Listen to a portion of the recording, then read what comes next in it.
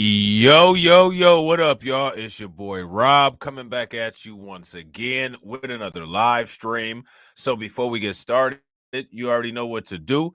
If you're not subscribed to the channel, make sure you hit the bell icon twice. Smash the like button, share this video out to all of your followers, and let's get it cracking. All right, so shout out to everybody who is in the room. It is good to see everyone. If you guys can hear me okay, you guys know what to do. Please throw me a thumbs up or radiation emoji in the chat.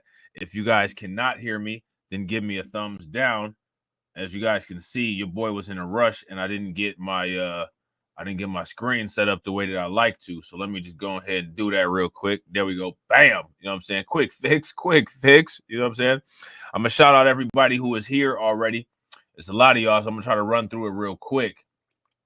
We got Patricia Slade in the building. We got Black Free Thinker. We got Denise Scales. We got Cassie. We got Jacoby. We got AB Promotions. We got Al McCowan. We got Brooklyn Queen 125. We got Wallow J. We got Vovo 2 Love. We got Lloyd Sky 9. We got David Brown. We got DeAndre. Shout out to DeAndre. Who else we got up in here? We got Jerry Bedford. Welcome, Jerry Bedford. It's good to have you. We got Lehman Lucas in the building. We got Black Free Thinker in the house. Shout out to my man Ryan Glenn. We got Dr. Grant. Shout out to my man Win Loser Rug. What's good with it, bro? We got Caldona in the house. All right, so we are here. All right. So what we're going to talk about today, shout out to Adrian Hicks. What's good with it, bro? A fellow villain in the building. So in the United States, at the southern border, record numbers of quote-unquote migrants, right? Where are they all coming from? What's going on? There has been a global migrant crisis for decades now that many people have not been aware of. One of the things that's happening around the world is that countries around the world who were the first line of dealing with these migrant crises have now said that enough is enough. Shout out to DBB, B1. They've said enough is enough.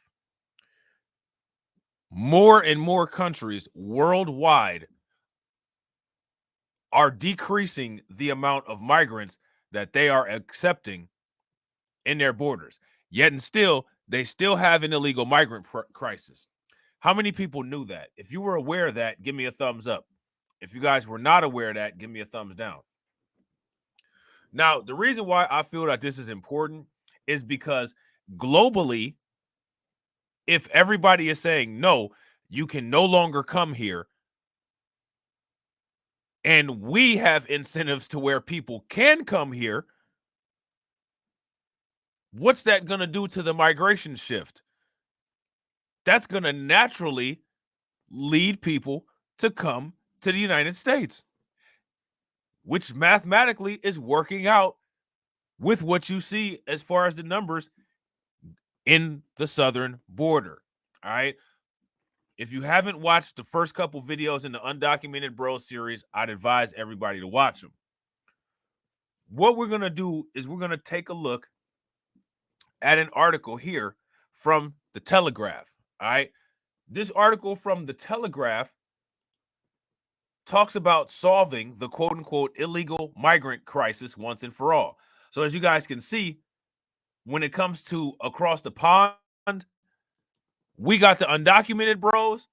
They got the boat bros. How many people saw the video titled The Boat Bros, where we talked about the channel and we talked about the small boats, because the channel and the small boats are the problem that they have overseas. Okay. So now here it says the crucial issue for voters is immigration and stopping the boats. So the bill introduced into Commons to do so must be belt and braces in line with Section 38 of the Withdrawal Agreement Act of 2020. It must recognize that the Parliament of the United Kingdom is sovereign. So again, as you guys can see, this is an issue that's going on in the UK. This is also going on in other countries. How many people were aware that the undocumented bro problem was a global problem? How many people knew that there was a rampant undocumented bro problem going on in the United Kingdom? If you were aware of that, give me a thumbs up in the comment section. If you guys were not aware of that, then give me a thumbs down. So now here it says the House of the Lords Constitution Committee, including Europhiles, in their report of 18th January 23 states, parliamentary sovereignty means that the parliament can legislate contrary to the UK's obligations under international law with clear, express, and unambiguous words. I have not seen the Rwanda treaty or bill yet, but last week's colleagues urged the government to sort this once and for all. The courts will comply with such clear directions from Parliament. Now, we talked about the Rwanda situation. We're going to be talking more about the Rwanda situation later on. Okay? We're going to be talking about that more a little bit later on. In the Nationality and Borders Bill of 2021, I proposed an amendment in the Commons with much support for a clear notwithstanding formula to override the Human Rights Acts, the Refugee Convention, and the European Convention on Human Rights. Notwithstanding is well understood as ordinary plain language and is used in thousands of commercial contracts. This, if enacted and tweaked by Parliamentary Council, would have done the job. It was not adopted, so now we need action and political will. From leading House of the Lords and Supreme Court judgments, if legislation is properly framed and the Parliament's intention is clear, as set out in the Court of Appeals in R versus Lyons, the will of Parliament, as expressed in Section 434, trumps any international obligation. The law lords unanimously agreed with Lord Huffman endorsing this. So now let me ask you guys a question. What international obligations would they be talking about as far as taking in migrants? Shout out to Chanel. What's good with it? That's my question.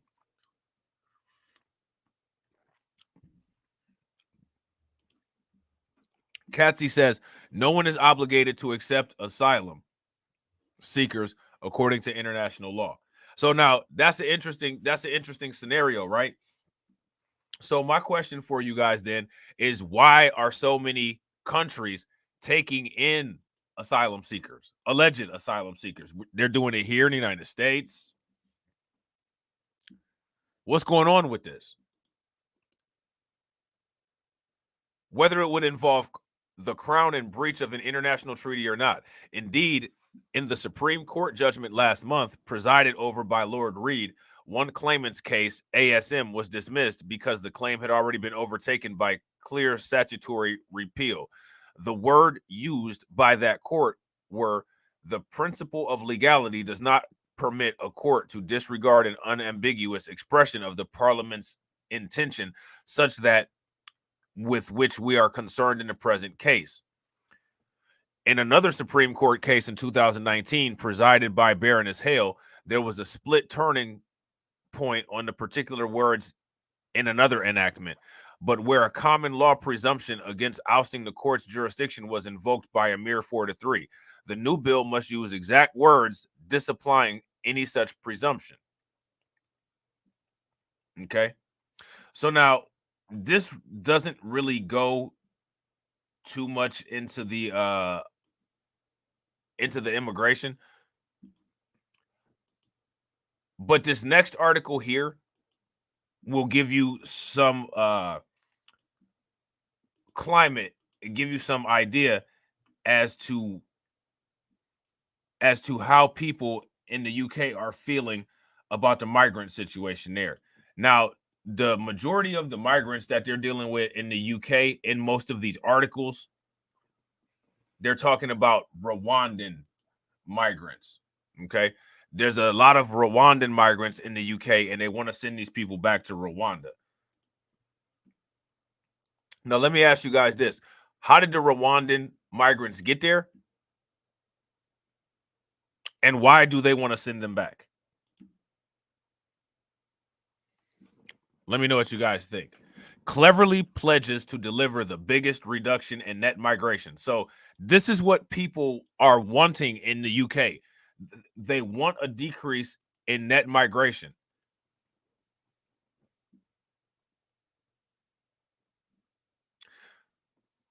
Why? Home Secretary tells MP 5-point plan will cut the number coming to the UK by 300,000. Why are all these people coming to the UK? Why are they all coming here?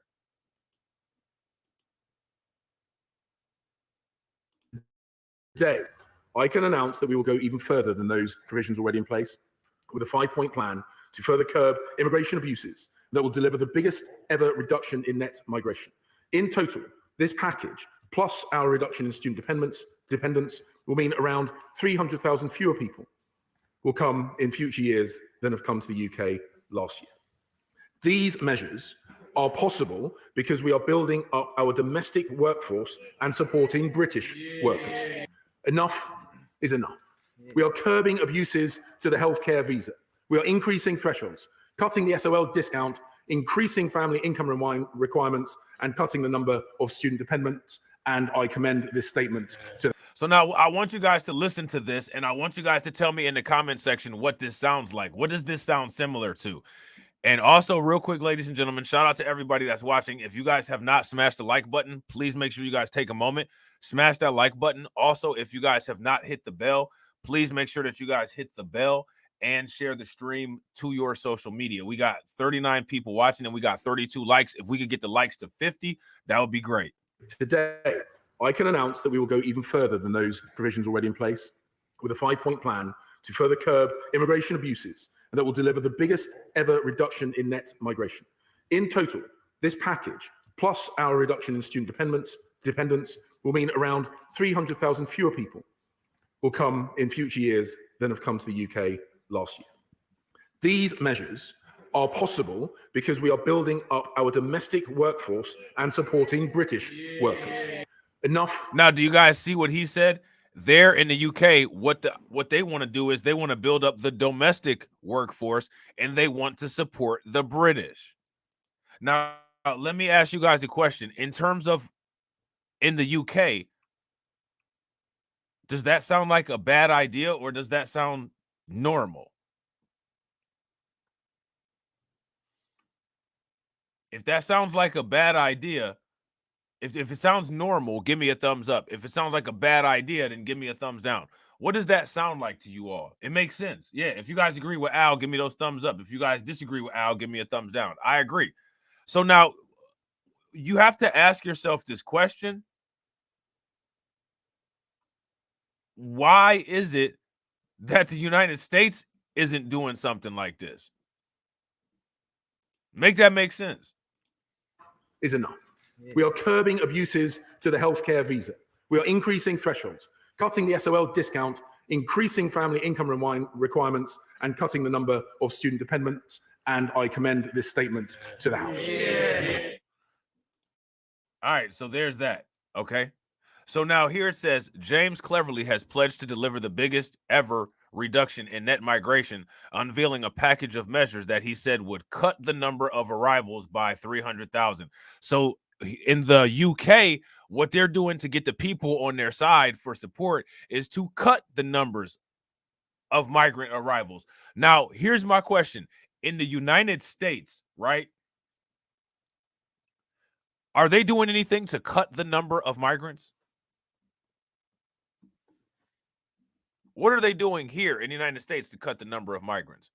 The Home Secretary set out a 5-point plan which mirrored proposals put forward by Sulla Braverman, the former House Secretary, and Robert Jenrick, the Immigration Minister, in a move designed to head off a revolt by right-wing Tory MPs over record migration figures. So now everybody all over the world, for whatever reason, are dealing with these record migration numbers. We're not the only ones dealing with record migration numbers. As you guys can see, and as I've just proven to you, in the UK, they're also dealing with record migration numbers. Where are these migrants coming from? Where are the ones that are going into the UK coming from?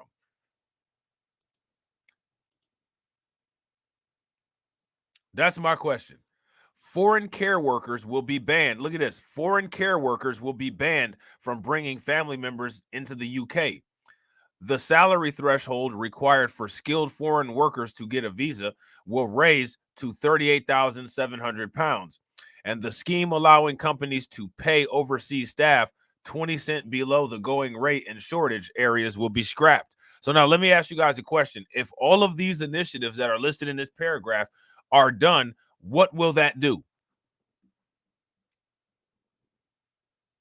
What kind of effect will that have?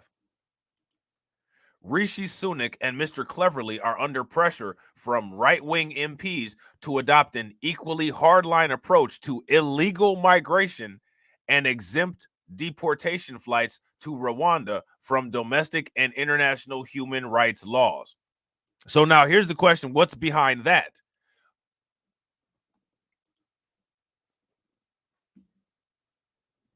What are the politics behind that?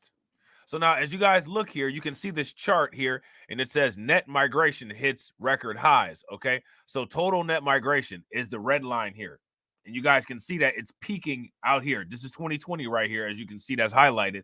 So out here, this is probably 2023 or 2022 or something. And at this peak right here, this is where these levels have hit. So these are clearly higher than they've ever been, these levels of migration. Okay? So now here it says a new treaty is expected to be signed with Rwanda on Tuesday, with Mr. Cleverly flying to Kigali. It will be followed by the publication of emergency legislation aimed at securing flights to Rwanda by the spring after they were declared unlawful by the Supreme Court. Most conservative MPs welcomed the tougher measures on net migration on Monday night, as did Ms. Braverman. But she also said the package was too late and the government can go further.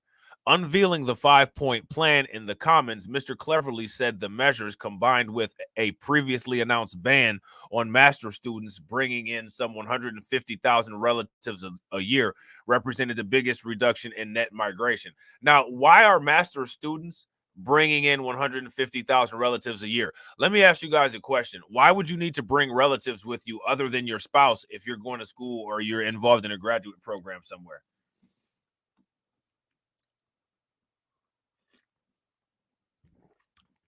Yeah, I got to agree.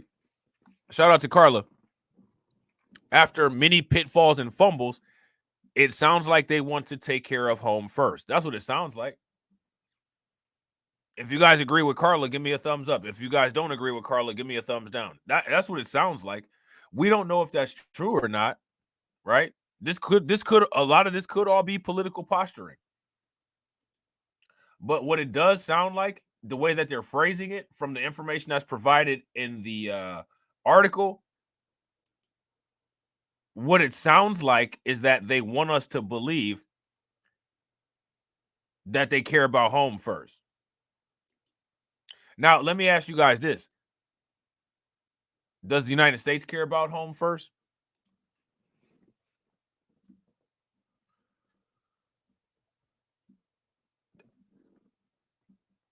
Does the United States care about home first? Let me know what y'all think.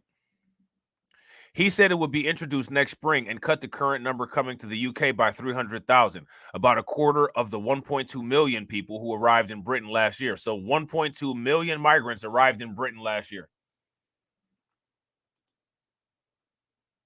How many people knew that? 1.2 million migrants arrived in Britain last year. Where'd they come from? Enough is enough. Immigration policy must be fair, legal, and sustainable, he said, echoing Mrs. Braverman's previous criticisms of record migration figures. Now, here's the thing, right? I agree. And the biggest parts there are legal and sustainable, right? Legal and sustainable are two things that we don't have under control here in the United States. In the United States, what we have going on is illegal and unsustainable.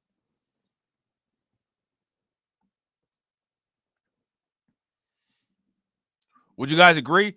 The current situation that we have going on is illegal and unsustainable.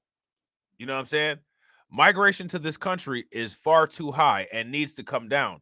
Today, we are taking more robust action than any government before in order to bring this down. Since my first day in home office just 3 weeks ago, I have been determined to crack down on those who try to jump the quail and exploit our immigration system. Now, what are people doing to deal with people exploiting the immigration system here? Because here in the United States, the immigration system is clearly, without a shadow of a doubt, clearly being exploited. And yet nobody is addressing even the thought that there could be some type of exploitation of our immigration system going on here. Have you heard anybody even mention any possibilities of exploitation going on here in the United States with the immigration system? Has anybody heard any of that? Just, hey, let's take a look at these systems and see, if what's going on is efficient versus not. Has anybody seen that occur? Nobody's even questioning anything that's going on. And if you even question what's going on, you're getting called xenophobic. That's what we have popping off here in the United States. Okay. And real quick, ladies and gentlemen, shout out to everybody. We got 41 people watching and we got 36 likes. If everybody can bang on that like button and get us to 60, that'd be great.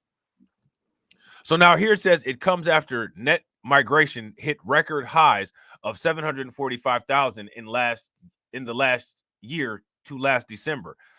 3 times its pre-Brexit level of 239,000 before dropping to 672,000 in the year to June.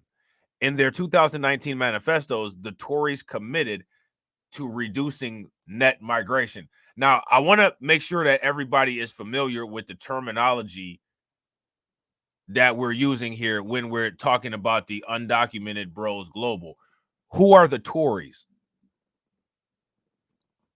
I know there's some people in here from the UK watching.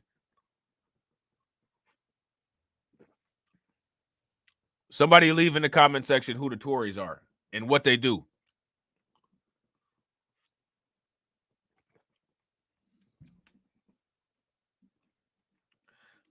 Shout out to those some radiation emoji in the chat for Black Free Thinker. The Tories are the Conservative Party in the UK. Shout out to Catsy. Tories are the Conservatives. Okay. So now, when you listen to us talk about the undocumented bros global, when you hear what the Tories are saying, you should expect the Tories to sound similar to conservatives or Republicans here in the United States. A Tory would be similar to a right-winger here in the United States. If you guys agree, give me a thumbs up. If you guys disagree, give me a thumbs down. So you're going to hear talking points echoed, and you're going to be like, wait a minute, this sounds familiar. It is familiar. The Home Office estimates the ban on overseas care workers bringing dependents to the UK, which will cut immigration numbers by 100,000. Some 100,000 care workers brought in 120,000 dependents into the UK in the year to September, of which 3/4 were unemployed and reliant on public services. What's 3/4 of 100,000? Or I'm sorry, what's 3/4 of 120,000? 3/4 of this 120,000 were reliant on public services. What does that mean?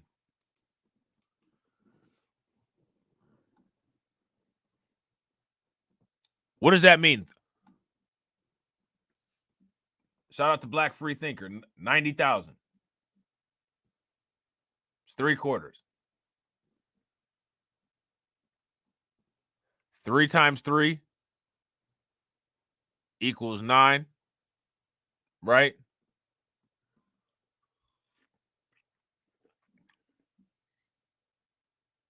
Or 4 times 3.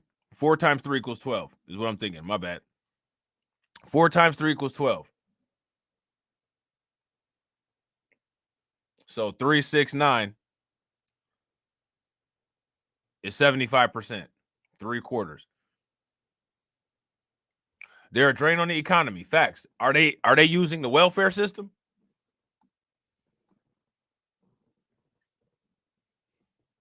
That's what it says right here. It says that 3/4 of these 120,000 people are reliant on public services. What that means is that they're not able to function without the use of welfare. Now, mind you, this is in the UK. Again, a problem that we have here. So we can look at what's going on in the UK, and based on how these things are dealt with, we can predict what may or may not happen here, what may happen with the highest likelihood, what may not happen with the highest likelihood. The minimum salary required for a foreign skilled worker to come to Britain will increase from the current £26,200 per year to £38,700 from next spring, in line with the median wage. This is predicted to cut immigration by 50,000, but health and social care visas will be exempted so that the NHS and care homes can still recruit from abroad at rates as low as 20,900. The shortage occupation list, under which companies can pay foreign workers in shortage areas 20% below the going rate, will be scrapped. Now, here's my question. Why would they do this as a strategy? I want to know from you guys what you think about why they would do this as a strategy. The Government Migration Advisory Committee, which has previously recommended scrapping the list, has been asked to develop an alternative scheme with fewer occupations and higher pay thresholds for shortage jobs. The minimum income required for a worker in Britain to bring a spouse or dependent into the UK on a family visa will be raised from £18,600 to £38,700, the same as skilled salary threshold.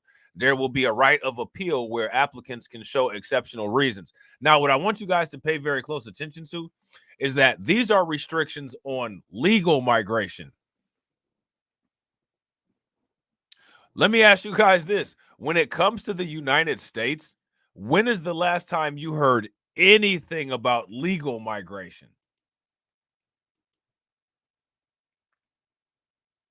When is the last time that anybody's heard anything about legal migration in regards to what's going on here in the United States?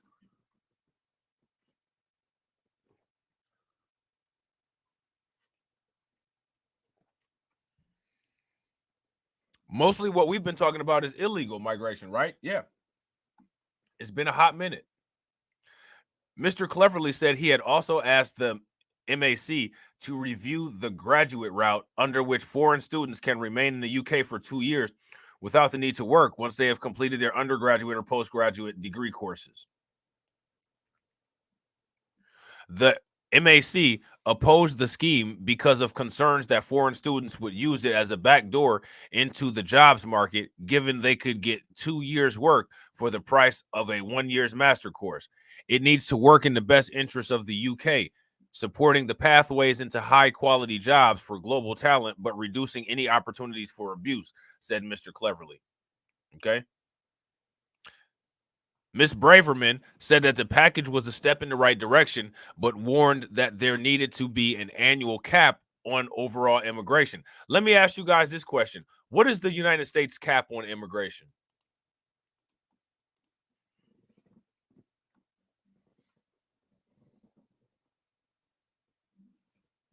What is our cap on immigration?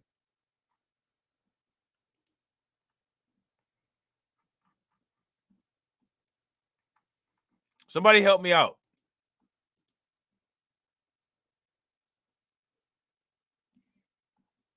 What's the cap on immigration? Katsy asked the question, do we even have one? Let me know. Now, here's my thing for you guys.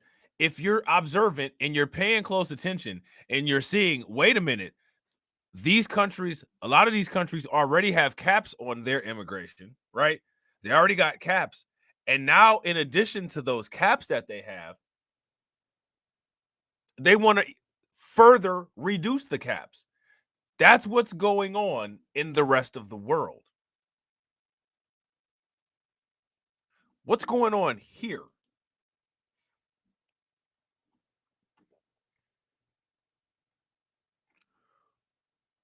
What's going on here in the United States?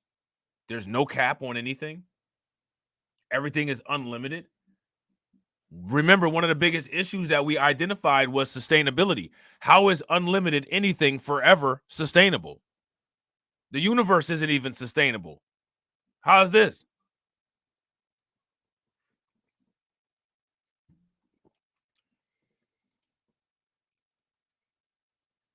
Ms. Braverman said the package was a step in the right direction, but warned that there needed to be an annual cap on overall immigration set by Parliament across all visa routes and a shorter time limit than 2 years on the graduate visa.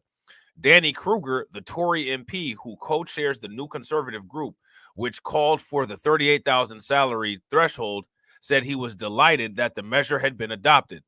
Tim Laughlin, a Tory MP on the Commons Home Affairs Committee, welcomed most of the proposals and stressed the need to make sure the new rules were not abused. Sir John Hayes, a prominent Tory backer of Ms. Braverman, told BBC Radio 4 World at One program, the government has finally, it seems to me, seen sense. Now, let me ask you guys this question. What do you all think it took for the UK's government to finally turn around? Shout out to Carlton Wade. What's good with it? And shout out to Brooklyn Queen and Denise for being bot enforcers. Appreciate y'all. Notably, Labor did not vow to overturn the policies, with Yvette Cooper, the shadow Home Secretary, instead accusing the government of chaos and veering all over the place. There was an anger from trade unions representing the health sector, which is facing workplace shortages and will be impacted by the tighter visa regime. Christina McAnna, the general secretary of the Unison Union, said the changes would spell total disaster for the NHS and social care and called the policies cruel and disastrous. So let's take a look at this real quick. So now here it says the border crisis. The Tories have been betrayed on mass migration. All right. So let's check this out. Another year, another betrayal and mass migration. The ONS has announced the latest legal migration numbers at 600. I want to ask you guys this immediately starting out. Does this sound familiar? And if this does indeed sound familiar, my question for you guys is, what does it sound like? See, because like I said, what you're going to find extremely fascinating about this is as you listen to it, aside from the things that are extremely different, like instead of dealing with the Texas border, we're dealing with the channel. Instead of dealing with the undocumented bros, we're dealing with the boat bros. What you're going to find is that we have almost mirror situations going on, which is fascinating. And if you ask me, these situations are running parallel, and this is what's causing the increased spillage into the United States. Shout out to John Guillory. What's good with it, bro? If you guys agree with that, give me a thumbs up. If you're unsure, give me the I don't know emoji in the chat. If you disagree with me completely, give me a thumbs down and let me know why. Another year, another betrayal and mass migration. The ONS has announced the latest legal migration numbers at 672,000 from the year ending June 2023. I'd say these numbers are shocking, but we shouldn't be shocked. In fact, importing hundreds of thousands of migrants and smashing new records for the level of inward migration into the UK has been par for the course for the Conservative government. Rishi Sunak has sought to stop. Why is that happening? See, I want you guys to pay very close attention. Where is this endless supply of all of these people coming from? Where are these people coming from?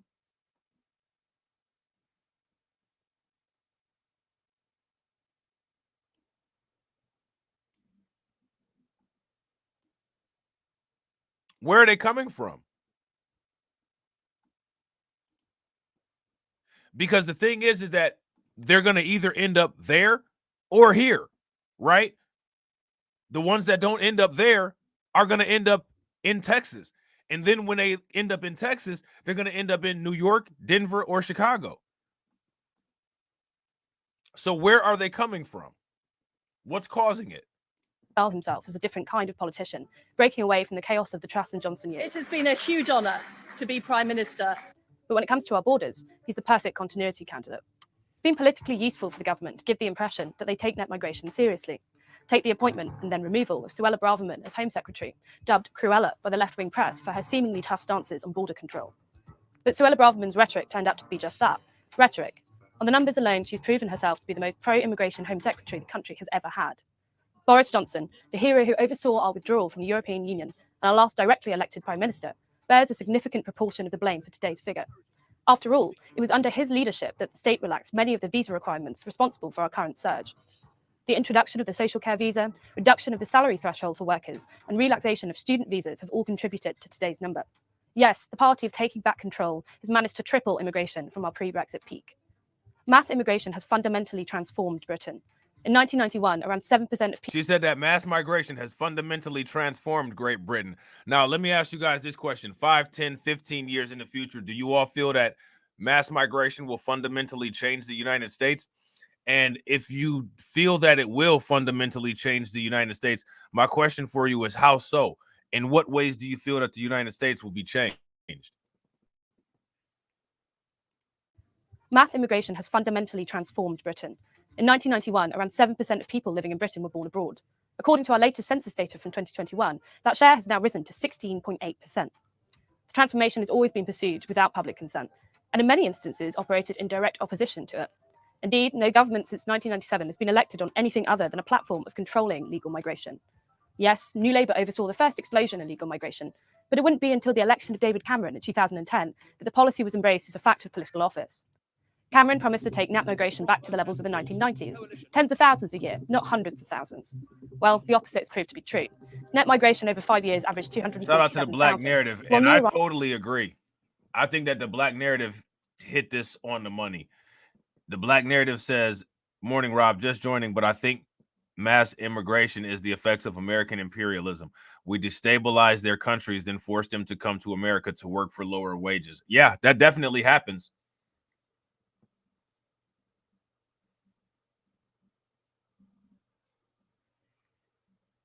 That definitely happens. If you guys agree with the black narrative, give me a thumbs up. If you guys disagree, give me a thumbs down. And shout out to Jay. What's good with it, bro? Rivals passed 600,000 in 2014. Seeking re-election, the Tories have reiterated their tens of thousands pledge in 2015 and did again under Theresa May in 2017. And in 2019, Boris Johnson quietly dropped the tens of thousands commitment after 9 years of no serious attempt to meet it. A politician willing to break the endless cycle of border capitulation faces an uphill battle, with the Treasury, the Department for Work and Pensions, the NHS, the Department of Education, and yes, even the Home Office. It's not that mass migration has made Britain rich. It hasn't. But rather that our short-termist politicians have become addicted to it. It reveals their preference for cheap labour over capital investment, the lowering of institutional standards over expensive and electorally unpopular reform, and negligible GDP growth over per capita improvements. And what about culture? Suella Braverman was right to say that multiculturalism has failed. It has failed. Now, this woman here who is a person of color, which is I find fascinating, a person of color clearly from India, because there's a lot of people from India in the UK. She said that multiculturalism has failed. But again, the correct responsibility of the people who initiated multiculturalism is never assigned. Multiculturalism, shit, the UK are the OG multiculturalists. They turned the planet into a multicultural world. And then they want to blame everybody else for multiculturalism. It don't work that way. It doesn't work that way. They have to constantly be reminded that they are the OG multiculturalists. You don't get to create a situation and then blame the people that you put in that situation for the situation. You don't get to do it. We're not letting it happen. We're not letting that happen. But this is what we're up against. But now when they say that the multiculturalism experiment has failed, that's them trying to say what I have been saying, that white supremacy is not sustainable. But if they say it in that way, it's not going to sound good. But they're saying the same thing as I'm saying. They just don't want to have to cop to it. And they also don't want to take the blame. But make no mistake, they are indeed the sole and only source of the blame. Literally starting right there in the UK. know what I'm saying? Capita improvements. And what about culture? Suella Braverman was right to say that multiculturalism has failed. It has failed. Shout out to DSB. In fact, almost all countries where it is attempted, it has failed. Take Lebanon, Brazil, South Africa, or the Balkans. It is simply impossible to integrate millions of people from different cultures, especially when our own political, cultural, and media class deride our own culture and history as wicked, steeped in colonialism, oppression, and violence. Well, I mean, your culture is wicked. Stop being wicked if you don't want people saying that shit. I want y'all to listen to what she said. Did you guys hear this? Shout out to Vega. What's good with it? I want to make sure that everybody heard what she said. People from different cultures, especially when our own political, cultural, and media class deride our own culture and history as wicked. Guys hear that? Suella Braverman was right to say that multiculturalism has failed. It has failed. In fact, almost all countries where it is attempted, it has failed. Take Lebanon, Brazil, South Africa, or the Balkans. It is simply impossible to integrate millions of people from different cultures, especially when our own political, cultural, and media class deride our own culture and history as wicked, steeped in colonialism, oppression, and violence. Deride our own culture as wicked. Your culture is wicked. Your culture is the reason why all of this is happening. What else is anybody supposed to say about their culture? Now, see, again, remember, this is the British right. So now this whole thing about deriding their culture, notice how they won't debunk anything that anybody says about their degenerate culture. They'll just try to make critiques of it illegal, like what Ron DeSantis, who if Ron DeSantis was in the UK, he'd be a Tory. What Ron DeSantis is doing with critical race theory. Okay?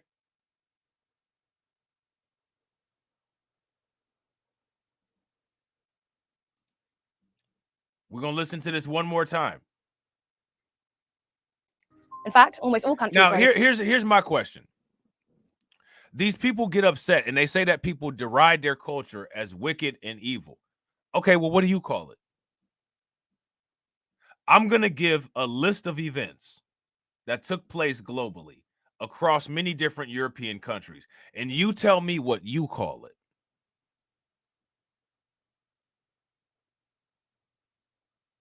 You don't like somebody calling it wicked and evil? Fair enough. We'll give a list of 500 events that happened from 1500 to 2023. Once we've given that list, you classify what those events are in cumulative.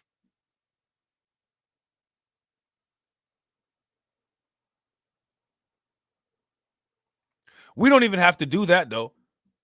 All we have to do is just look at the people that these people celebrate and look at the things that they're known for. That tells you what they celebrate. You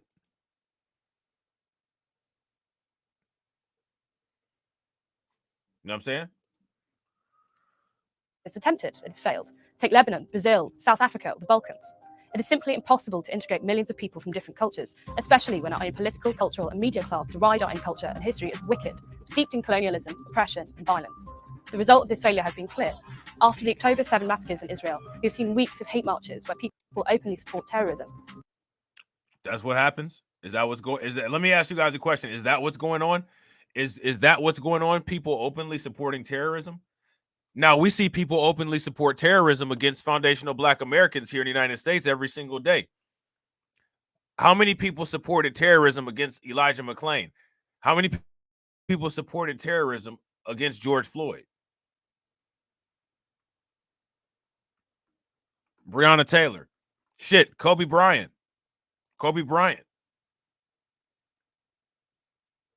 The blue line and the red line celebrated the death of Kobe Bryant.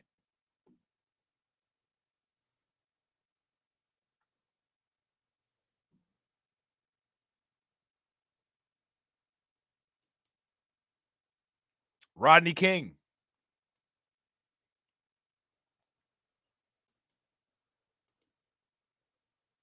Sandra Bland. Facts.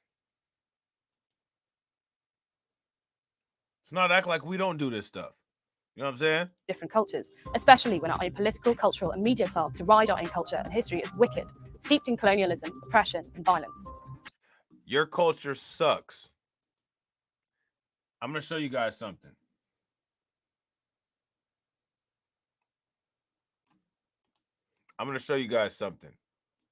and then we're going to get back to this. But this is the live stream for another day. And real quick, ladies and gentlemen, if you guys haven't smashed the like button, please take a moment. Make sure you guys smash that like button. Also, if you guys haven't hit the bell, make sure you guys hit the bell. This is an article from The Independent. Family that got rich off of slavery launches $1 million guaranteed income project.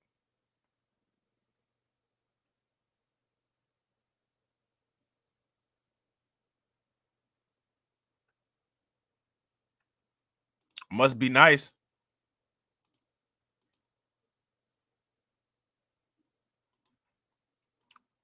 Hold on real quick. It must be nice. What do y'all think about that? Let me see. Hold on real quick. What the fuck? Okay, there we go. Yeah. So they work so hard, right? Shout out to KO Kid Fit. Big facts. They still make jokes about Kobe to this day. Super facts. And shout out to DeAndre for being a like enforcer. So we're going to definitely talk about this at a later date, this particular article here. I just got to get time.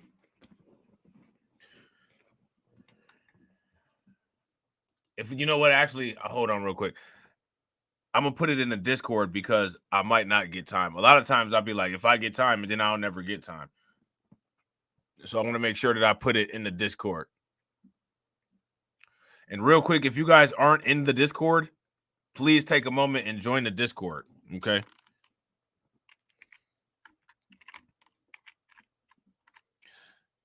Anybody that's in the Discord, drop those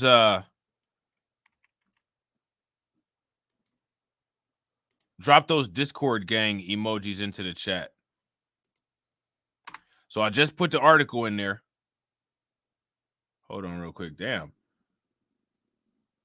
I don't know why this is looking like this. Hold on real quick. I don't know why this is looking like this. But I don't know why does this have these long ass web address? Like, good Lord. Let me see. Hold on. Yeah, like I can't even copy it and put it in there. This is becoming a damn project. Let me see. Give me one more second. I'm gonna see if I can and then they don't have where the original article came from neither. Let me see. Maybe nope.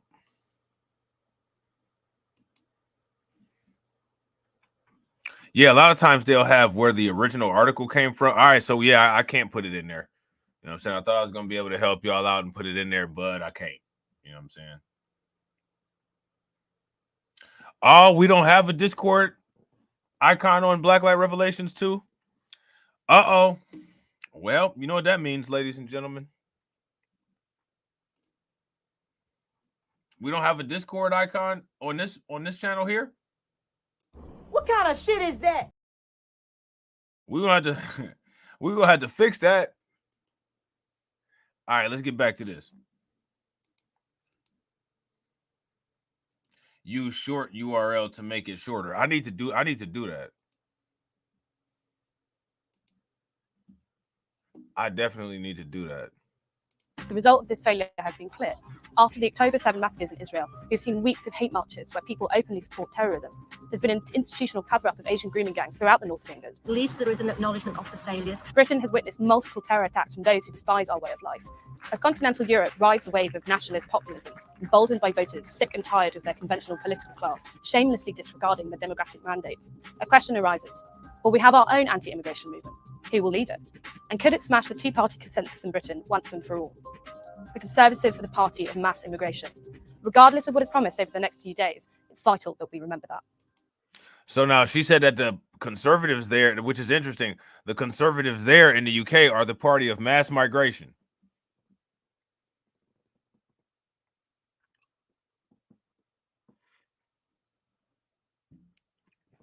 What do you guys think about that?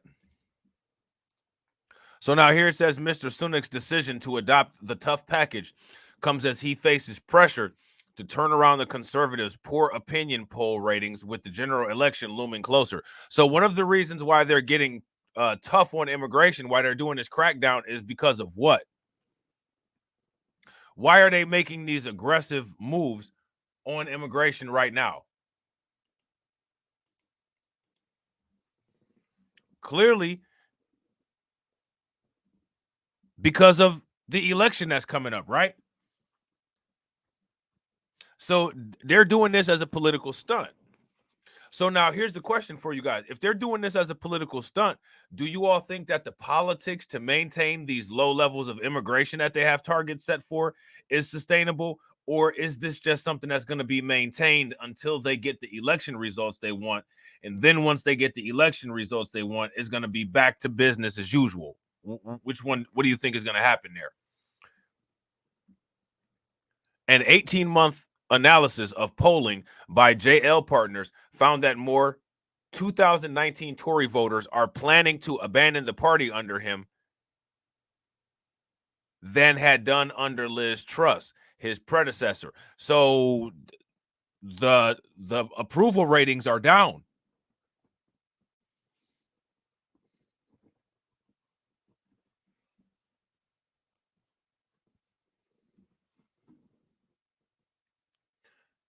The approval ratings are down.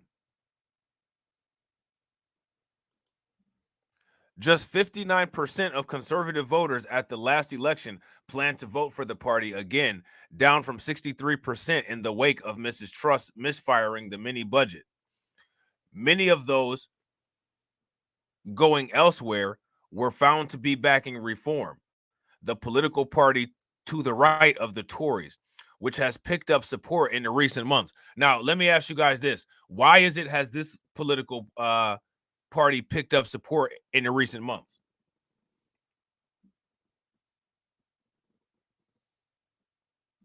And I got to agree with Dr. Grant. Dr. Grant says this is why we need to focus on building wealth for protection from discrimination and win SHTF. Yeah, I agree. If you guys agree with that, give me a thumbs up. If you guys disagree, give me a thumbs down.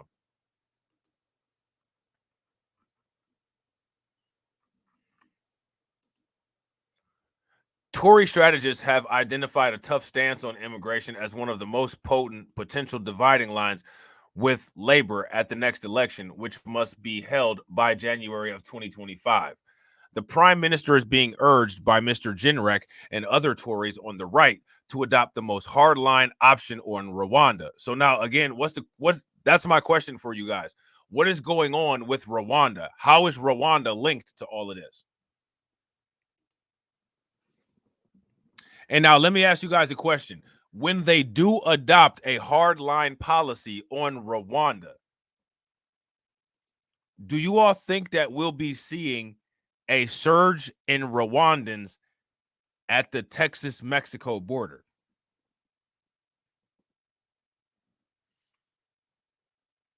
If you guys think that we will, give me a thumbs up. If you guys think that we won't, then give me a thumbs down. So now here it says the full fat version would include a notwithstanding clause in the legislation to direct British courts to ignore the European Convention on Human Rights on asylum cases. All right, so they're dealing with these same similar issues as far as asylum goes. Okay. A less controversial option would be to disapply the UK Human Rights Act on asylum claims, and the least controversial option would be simply to state that Rwanda is a safe country. Now, here's my question. Is Rwanda a safe country?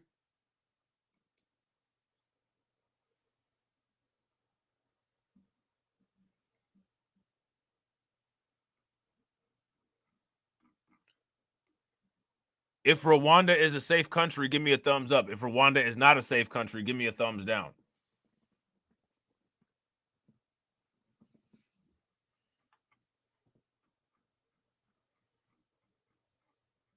Let me know what you guys think. The treaty to be signed by Mr. Cleverly in Kigali is designed to counter the main criticism by the Supreme Court by including a legal guarantee that Rwanda will not deport any migrants who are relocated under the scheme. Now, my question is, where would the people from Rwanda be relocated to? So they're going to deport people from the United Kingdom to Rwanda, and then once they get to Rwanda, then Rwanda is going to deport them somewhere. Where would Rwanda deport them? No, is the question.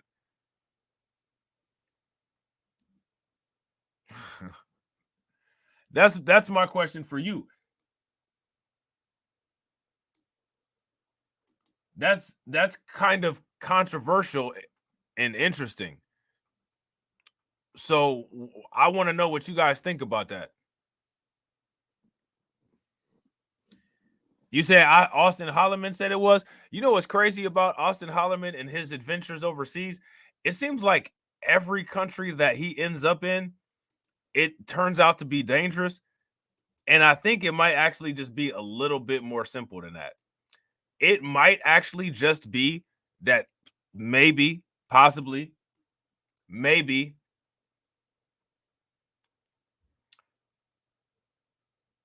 the people just kind of don't like him.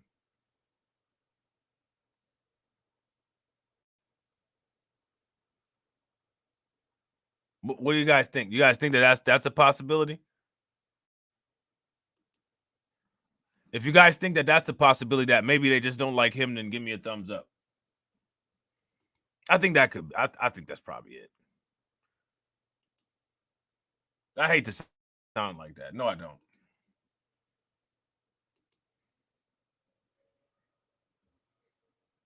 No, I don't.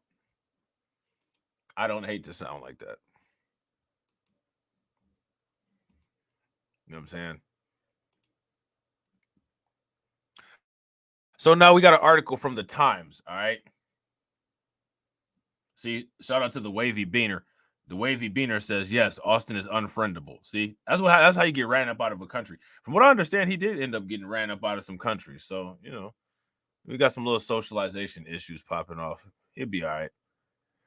Rishi Sunak takes middle way on Rwanda in bid to head off rebellion.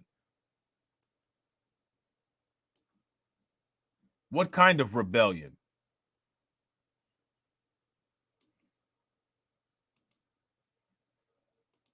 What kind of rebellion?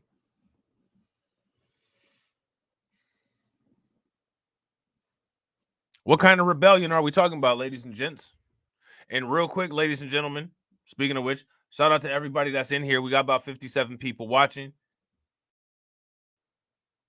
If everybody can take a moment and please smash the like button. Also, if you guys can hit the bell and please subscribe to the channel and share the stream to your social media. And if you know anybody in the UK, if you know anybody that's Rwandan, if you know anybody that's interested in international news, make sure that you tag them in your share. Okay. New migration law will allay human rights fears as James Cleverly signs deal in Kigali. Okay. So let's see what they're talking about. Let's see what they posted here on this video here. Hopefully they ain't no ad. Let's see what they do. Let's see. Oh, they got their own ad for their own content. That's genius.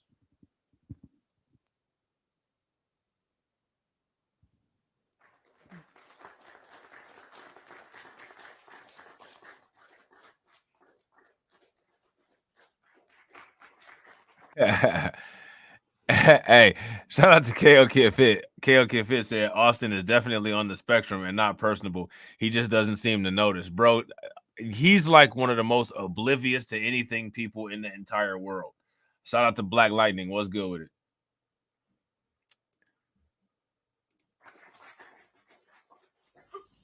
I have a huge amount of admiration for the fortitude of the Rwandan government, who, as you say, have been the recipients of criticism, I think, completely out of keeping with the effort that the government has been making on behalf of the UNHCR and other organizations and those refugees themselves.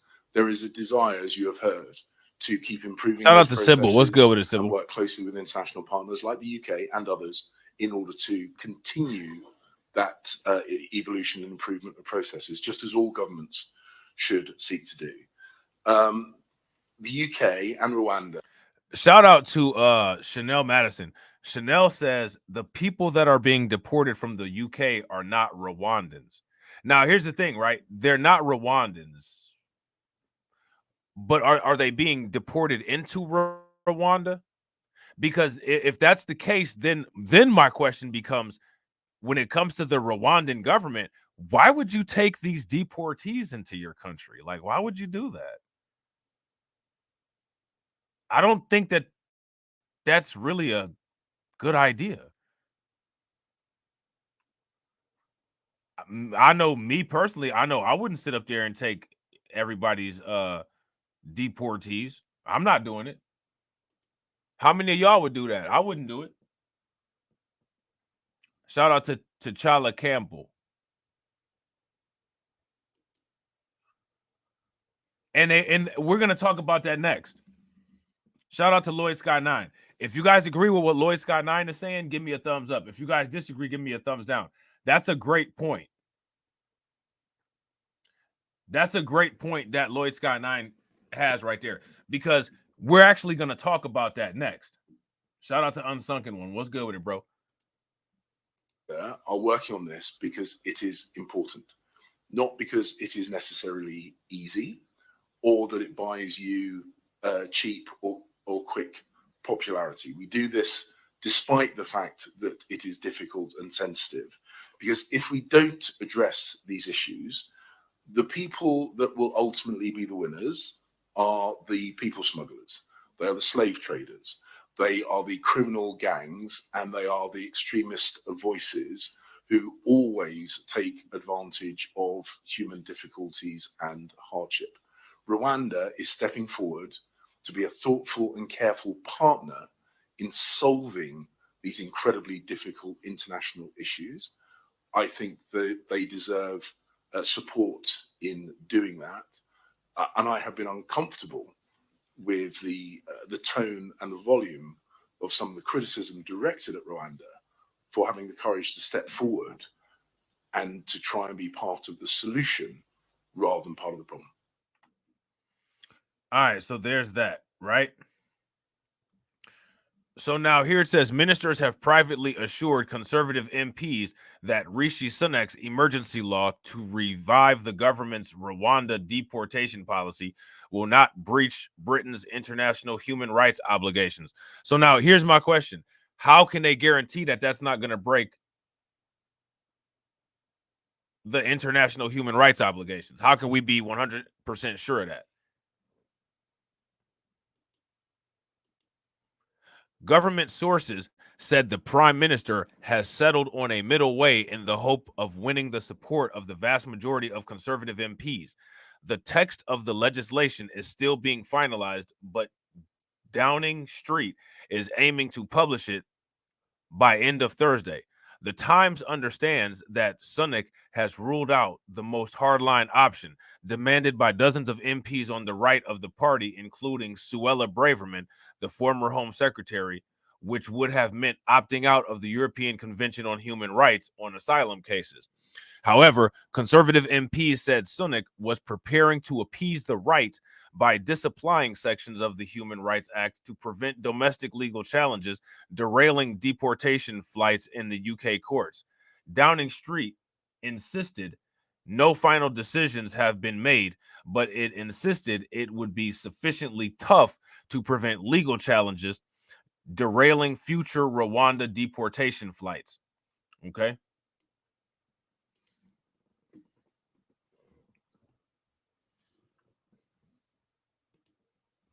Sunak is understood to have privately told ministers that there must be no perception that Britain is breaching its obligations under the ECHR amid concerns that would draw comparisons to Russia and Belarus. The two countries were expelled last year in the wake of Russia's invasion of Ukraine. So now, to me, this is all, that part there is all political nonsense. The legislation is part of a two-pronged strategy pursued by the government to get its Rwanda policy back on track following last month's Supreme Court judgment ruling it unlawful. How many people knew that it was ruled unlawful last month? Yeah, they are, absolutely. And they're also giving them more. They're also giving them more. Now, here goes my question. What do you think that Rwanda is going to do with the money that they're getting? Because they are indeed getting money. Let's just put that out there.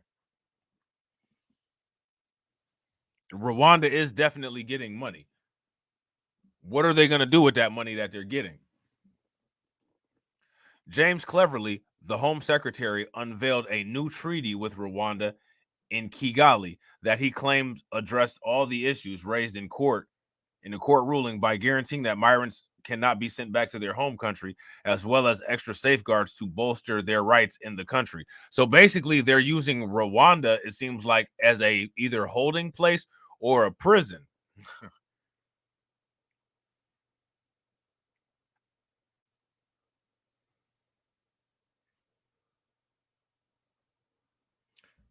That's what it seems. It seems like that to me.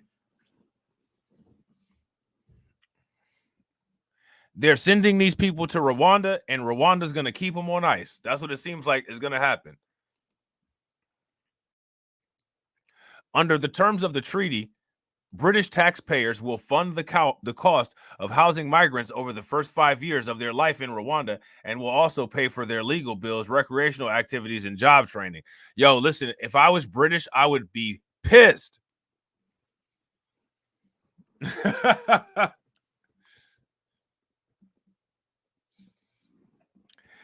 If I was British, I would be pissed. And on top of it, they keep on offering Rwanda money. I don't know if anybody's aware of that. They keep offering Rwanda money. Let me ask you guys a question. How does this sound to you? Does this sound like good policy to you? If this sounds like good policy to you, give me a thumbs up. If it does not sound like good policy to you, then give me a thumbs down. Let me know what you guys think. If I was British, I would be pissed.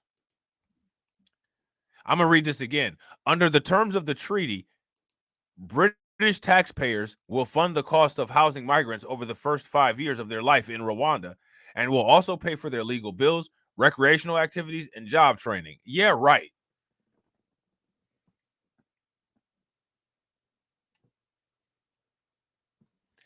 Ain't no way. You know what I'm saying? Hell to the no. Sunak was locked in talks with a core group of ministers and officials from the Home Office, the Ministry of Justice, and the Attorney General's office as they thrashed out the final details to ensure the legislation would be watertight against future legal challenges to ground Rwanda deportation flights. So they want to make sure that these flights taking people out of the UK into Rwanda go off as normal. Yeah, and I gotta agree. Shout out to Lloyd Scott 9. Lloyd Scott 9 says this sounds like U.S. foreign policy to me. Facts. If you guys agree with Lloyd Scott 9, give me a thumbs up. If y'all disagree, give me a thumbs down. I agree. Sounds just like United States foreign policy, but we know where United States foreign policy comes from, right?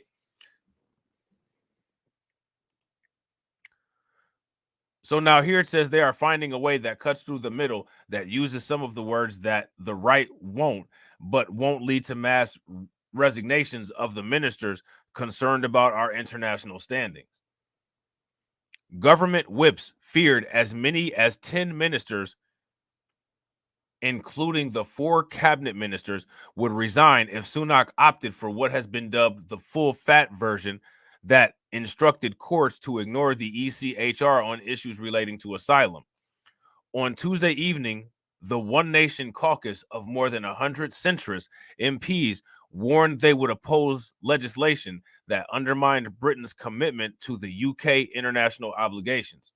Matt Warman, a leading member of the group, said overriding the ECHR is a red line for a number of conservatives. Protecting and reforming institutions and upholding human rights should be a cornerstone of any conservative government. Stephen Hammond, another senior member of the group, said they may struggle to support a so-called full-fat deal. Damian Green, also a member of the group, said the government should think twice before overriding both the ECHR and Human Rights Act and not rush such long-term difficult decisions. Their statement sparked a fresh row with the right of the party, with Sir Simon Clarke, the former cabinet minister, tweeting, "Failing to stop the boats would be a red line for a number of conservatives, namely our voters." Jane Stevenson, a fellow right-wing MP, said, "I placed the interests of my constituents above the interests of human rights lawyers who seem to relish kicking cases around indefinitely." Sunak is expected to try to win over the right-wing MPs by signaling that he could be willing to reconsider Britain's membership of the entire ECHR if the courts continue to thwart the scheme despite the legislation and the new treaty with Rwanda. Okay, so this is very important over here. Let me ask you guys this question. Who does it seem like is taking their migrant crisis more serious? The UK or the United States? Who do you all think is doing things right, or at least it appears that they're doing things right, versus who does it appear is doing things wrong, or what appears to be wrong?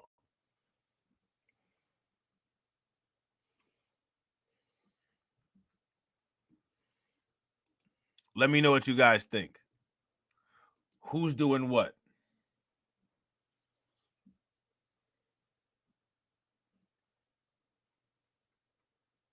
Okay. If you ask me, what it looks like to me is that it looks like the UK, they may not be handling this right. Okay. They may not be handling it well, but what it does look like is it looks like they're actually at least trying to take some kind of ownership in it. They're at least trying to do something. The United States, if you ask me, they're completely failing the United States is completely failing to act at this point, and they're just letting things get worse and worse and worse and worse and worse as time goes on, which is not a good thing for anybody.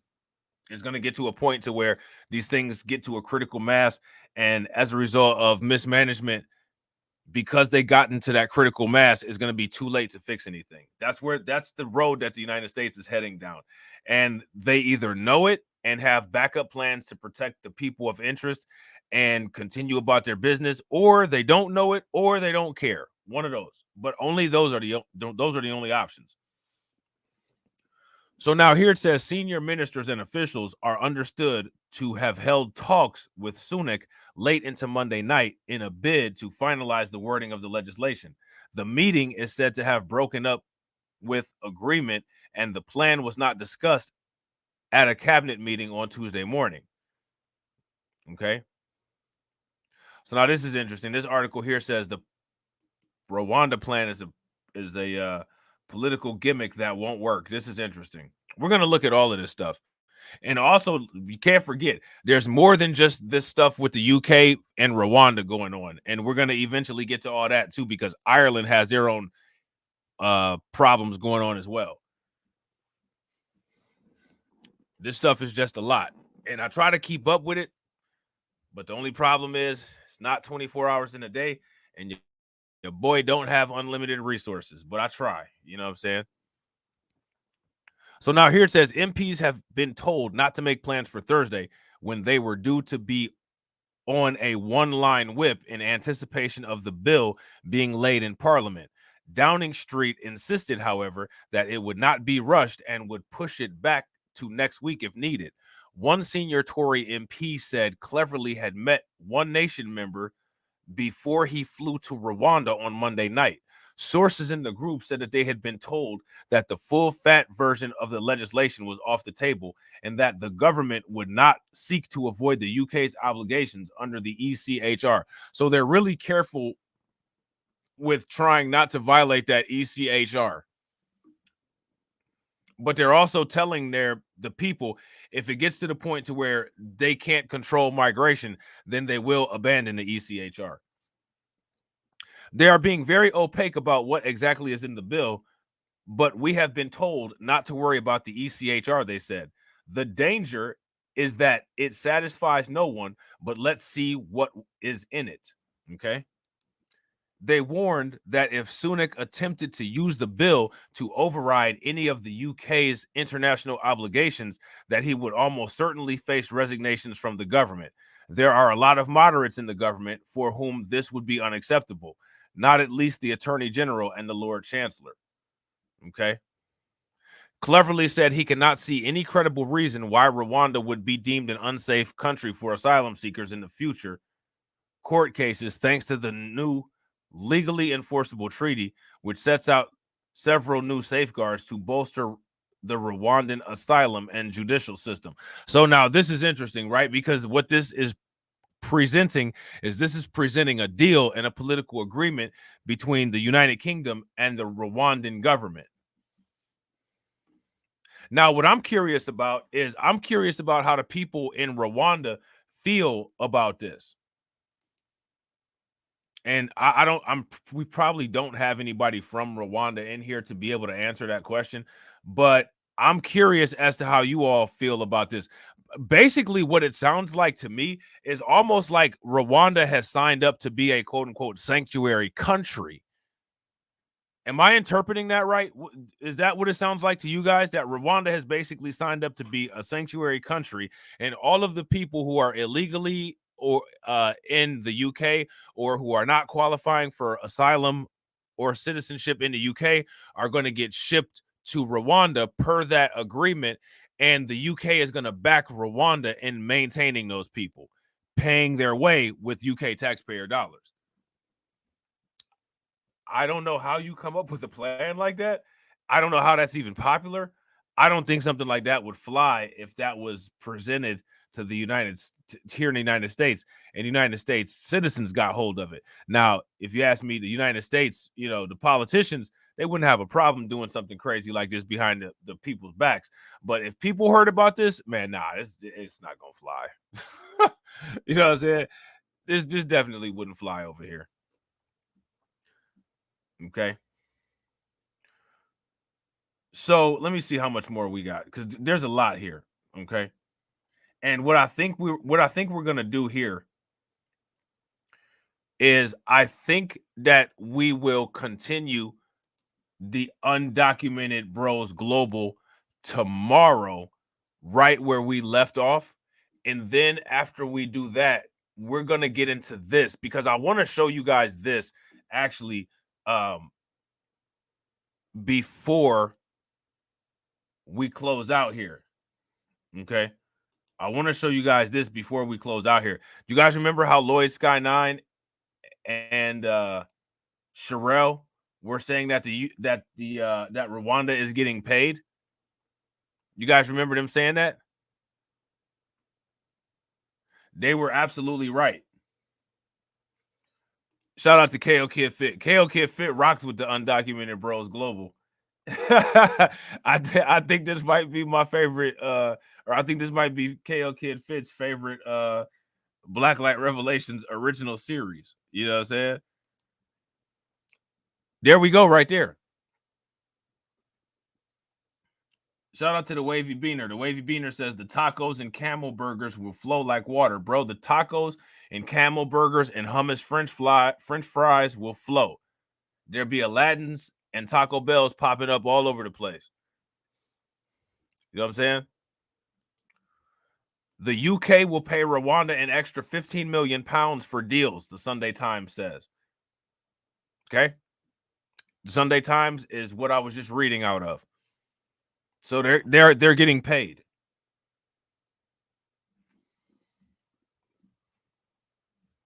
They're getting paid. And they're getting paid by the taxpayers. sounds a lot like home, doesn't it? You know what I'm saying? Shout out to Black Free Thinker. Black Free Thinker says this is a good series. No one else covers overseas affairs, which is sad, seeing that this world is globalized these days. Well, a lot of people are in denial.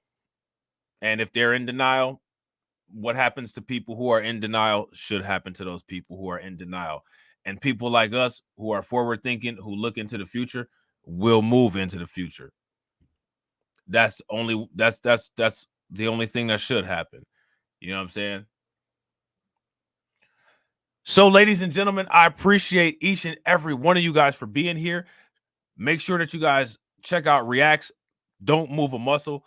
The stream will take you right into the premiere window later on for Reacts. Please make sure that you guys go in there, smash the like button over there, and also make sure that you're subscribed if you're not subscribed. All right, we're going to have fun over there. Today is episode 2 of the roast of Joe Biden. You know what I'm saying?